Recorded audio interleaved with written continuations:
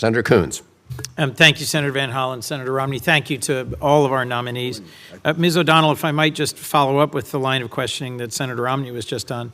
Our last ambassador to UNESCO, a lifelong friend of mine, a Delawarean, engaged with me regularly about what were the drivers and the reasons why we left UNESCO. Over several years of observing what happened in our absence and engaging with the new DG, Azoulay, I became convinced that in our absence, some of the very good work that you will be doing and that the United States does through UNESCO diminished, and the increased reach and force of folks who have competing interests was ascendant. So talk, if you would, briefly about the distinction between our concerns about anti-Israel bias within UNESCO, Senator Romney addressed, and the critical Holocaust education and work combating anti-Semitism that UNESCO does globally, that if we are not present, is not funded and driven as effectively. Thank you for the question, Senator Coons. And I do want to take this chance to reiterate that in our absence, the menu did change at UNESCO, and we need to be forthright, and it makes all the more reason that we be back. I think we have seen time and time again, the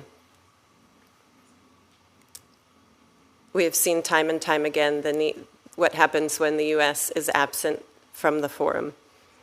And in my work with the Obama-Biden administration and your work on the national strategy on combating anti-Semitism prepares you well for a role where you will be advocating for a stronger and broader role in Holocaust education, in combating Holocaust denial, and in combating anti-Semitism at exactly the moment when anti-Semitism is on the rise, not just throughout Europe or the Middle East, but globally. How important is it to you to play a role in advocating for these core values from the United States? Yes.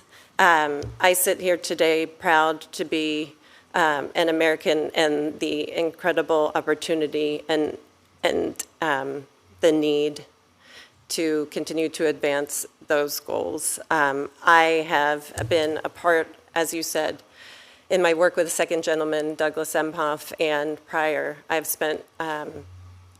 visited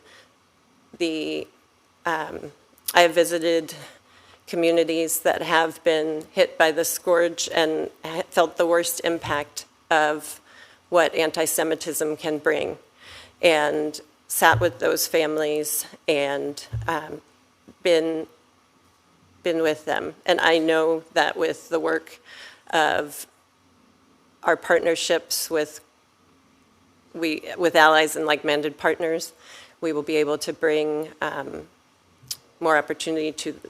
Many members may be unfamiliar with the breadth of what UNESCO does, so I understand if they don't grasp that in addition to World Heritage sites, it has a central role in education, in setting standards for education and for educational research in science, as well as in cultural issues like core values.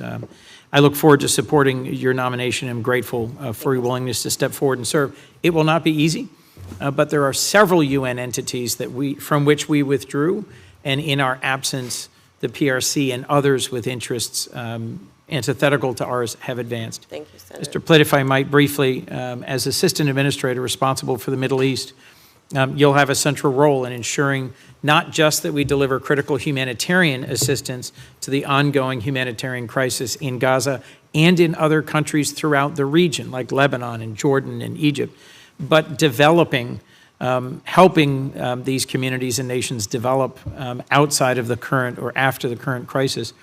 What do you view as the most critical needs and opportunities for the longer term in development in the region?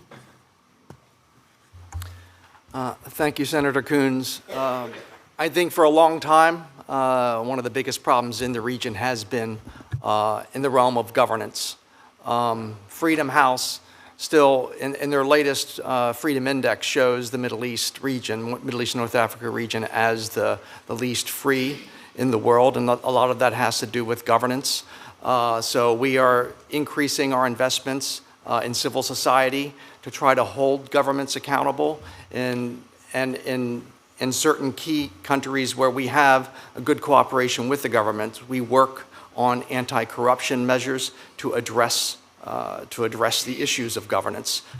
I know you're not in the role yet, but do you have a view on what are the most pressing things we could do to accelerate and improve the delivery of critical humanitarian aid into Gaza?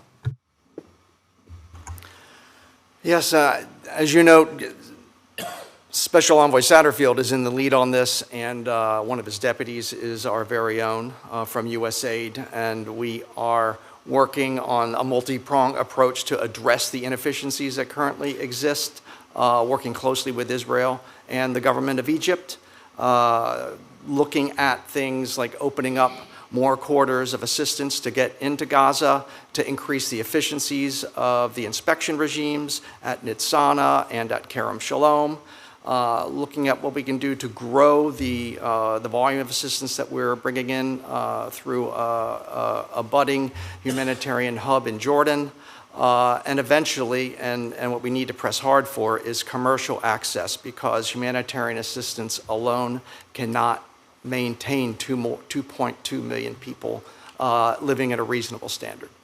Thank you. We look forward to staying in regular touch with you as you advance into this role. Thank you to all 4 of the nominees and for your decades of dedication to representing the United States around the world in challenging environments. You have important roles. I look forward to supporting your nominations. Thank you, Mr. Chairman.